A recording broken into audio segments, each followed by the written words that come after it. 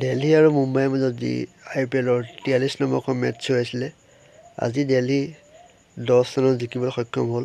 দিল্লীয়ে প্ৰথমে বেটিং কৰি 257 ৰানৰ টাৰ্গেট দিছিলে। আজি দিল্লী জেকে বৰ ধুনীয়া এটা ইনিংছ খেলে।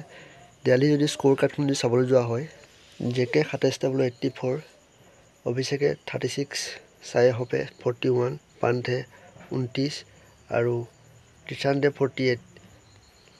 বৰ ধুনীয়া এটা ইনিংছ খেলে দিল্লীয়ে আজি মুম্বাই ইমান ঠিক নকৰিলে বলাৰসকলে, তাৰ ফলত ইমান ডাঙৰ এটা স্ক'ৰ দিবলৈ পাৰিলে দিল্লীয়ে।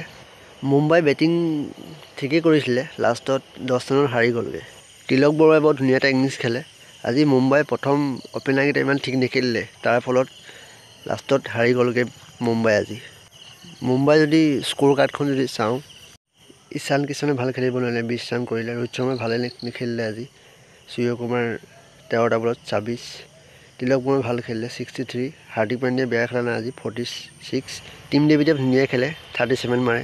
টিম ডেভিড আৰু তিলক বৰুৱা থকাহেঁতেন জিকি গ'লহেঁতেন আজি মুম্বাই।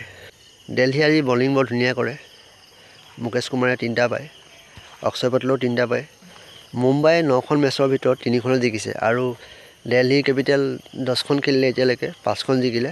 দিল্লী বৰ ধুনীয়া এটাই খেলি আছে এতিয়ালৈকে।